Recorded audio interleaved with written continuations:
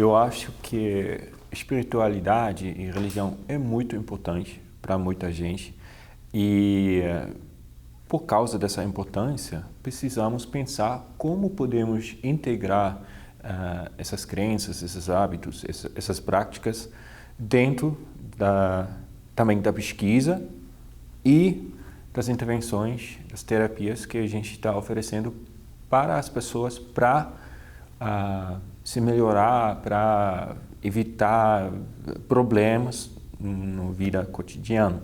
Então, eu acho que é fundamental entender melhor como essas crenças, esses hábitos, essas práticas funcionam na vida das pessoas e que papel eles podem ter dentro de contexto da saúde mental, da saúde em geral. Eu fiz um levantamento sobre pesquisas feitas nos últimos 20 anos sobre rituais e o crescimento de pesquisa é enorme. Eu encontrei em 20 anos mais de 20 mil artigos. É impossível para um pesquisador ler tudo. Então, o que a gente está vendo, uma diversificação das pesquisas. Tem muitas abordagens, tem muitas vertentes e acho que ninguém está ciente de todas as coisas que estão acontecendo dentro desse campo. E então eu não consigo falar sobre todas essas vertentes. Uma coisa que eu posso comentar que, por exemplo, conhecimentos religiosos espirituais, por exemplo, do Oriente, agora estão incluídos em terapias, por exemplo, terapia cognitivo-comportamental, ACT, Acceptance Commitment Therapy. Tem várias abordagens das terapias psicológicas que agora usam técnicas ritualísticas de outras religiões. Eu acho que isso é um sinal que essas pesquisas agora trouxeram vários conhecimentos de outras culturas, de outras religiões e isso tem um impacto no contexto terapêutico aqui no Brasil e no mundo inteiro.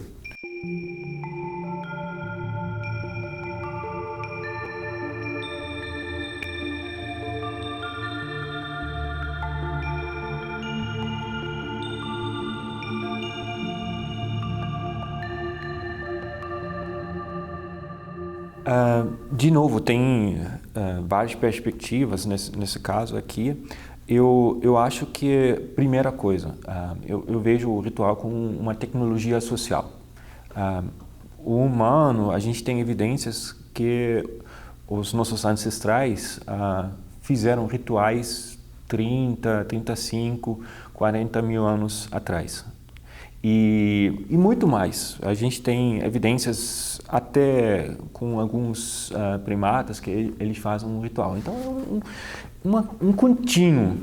E ao longo desse tempo, os nossos ancestrais provavelmente identificaram algumas práticas, por exemplo, respiração, formas de fazer exercício físico de várias formas, que ajudam em vários momentos da vida, com estresse, com ansiedade, etc. Então, certamente tem atividades físicas que você pode fazer, respiração, vários tipos de exercício dentro do contexto yoga, por exemplo, que você pode praticar sem acreditar. Isso é um ponto importante que tem um aspecto físico, fisiológico, que ajuda as pessoas a se sentirem melhor. Do outro lado, se você aumenta as crenças, a gente fez algumas pesquisas sobre isso, se você oferece essas práticas e você pode explicar isso de uma forma científica ou você pode explicar isso de uma forma supernatural, espiritual. Dependendo das orientações da pessoa, das crenças das pessoas, uma pessoa que acredita que é uma coisa bom, porque faz bem para a saúde e tem evidências científicas, essa explicação vai ajudar. Do outro lado, uma pessoa que é espiritual e você vai explicar o aspecto espiritual, ela vai se sentir melhor depois de fazendo isso e com essa explicação. Então tem essa interação bem interessante, bem complexo. Então o que eu acho é importante entender um pouco as orientações, as crenças dos pacientes e direcionar as explicações nesse lado. Eu acho que não, a gente tem que respeitar as crenças das pessoas, a gente não pode impor ou forçar uma coisa que a pessoa talvez não gosta ou não acredita. A gente sempre tem que tratar todo mundo com respeito, mas a gente pode pensar como podemos oferecer algumas coisas que têm evidências vendo da pesquisa e oferecer isso de uma forma que a pessoa consiga aceitar e vai aproveitar. Eu acho que isso é um dos desafios maiores se você pensa na prática.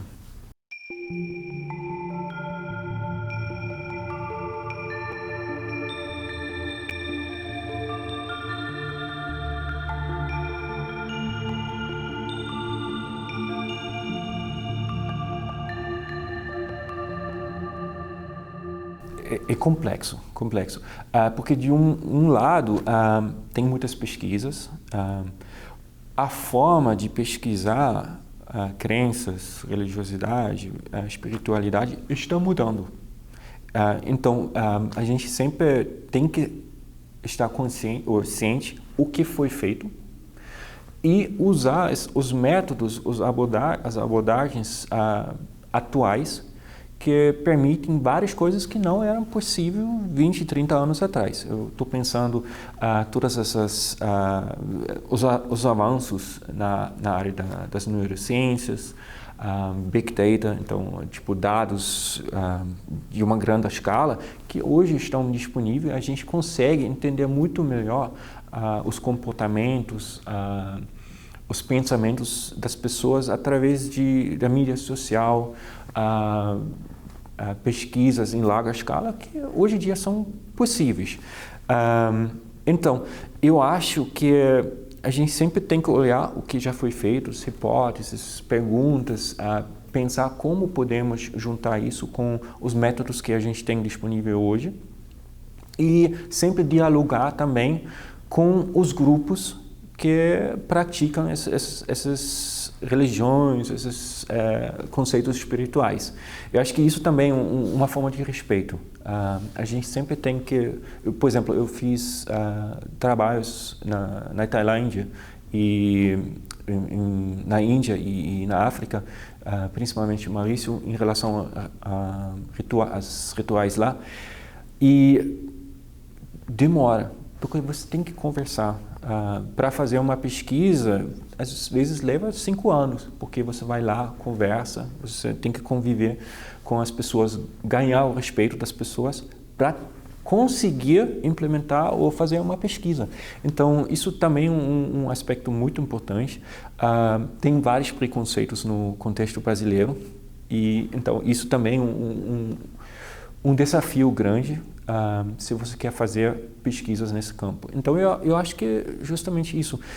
Já tem muitas pesquisas, os métodos estão se mudando, a gente tem muitas ferramentas hoje em dia que não eram disponíveis anos atrás, e a gente tem que viver ou fazer pesquisa dentro de um contexto que é muito complexo, muito diverso, com respeito e com um respeito das pessoas, das crenças, sem pressupor, às vezes, preconceitos, que todo mundo tem preconceitos, é difícil. E, enfim, é isso. Eu acho que o Brasil é muito rico, tem uma diversidade enorme, incrível, que acho que isso é um aspecto muito interessante, porque você tem essa diversidade. E eu trabalho como pesquisador quantitativo muitas vezes, e você sempre quer controlar, por exemplo, aspectos da linguagem, por exemplo. Mas aqui você tem a mesma língua, com alguns sotaques, até um sotaque alemão aqui no meu, mas você tem tipo já um controle da língua. Muitas vezes você tem que viajar para outros países, para outros grupos, então você já varia algumas coisas. Aqui você está dentro de um contexto, todo mundo vive no mesmo país, com a mesma língua, usando a mesma língua, todo mundo tem o mesmo entendimento de várias coisas, e do outro lado você tem essa diversidade das crenças, da espiritualidade, da religião. Então você consegue entender um pouco melhor o que é o impacto da religião, da espiritualidade, e controlar alguns aspectos que muitas vezes estão muito mais difíceis de controlar também.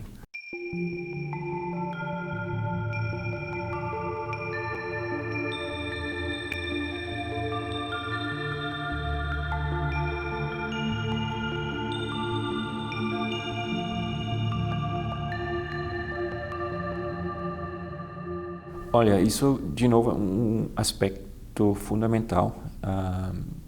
Eu acho uma forma importante é a conversa.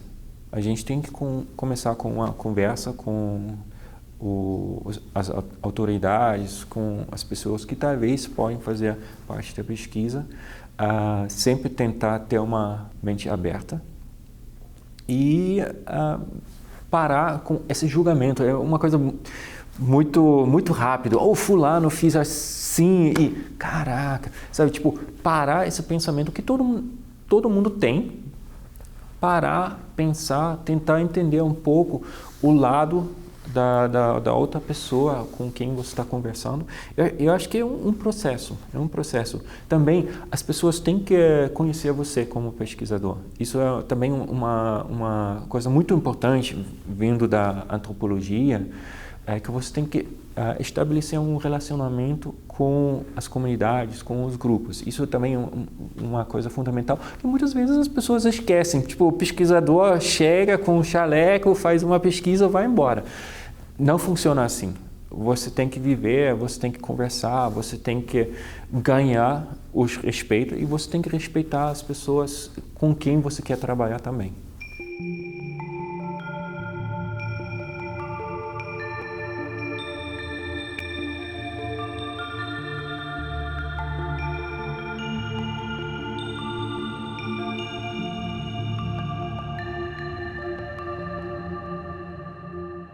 Eu sou psicólogo, eu trabalho muito na interface entre áreas da antropologia, informática, até a ciência de dados e um pouco de neurociência. Então eu vou trazer vários aspectos.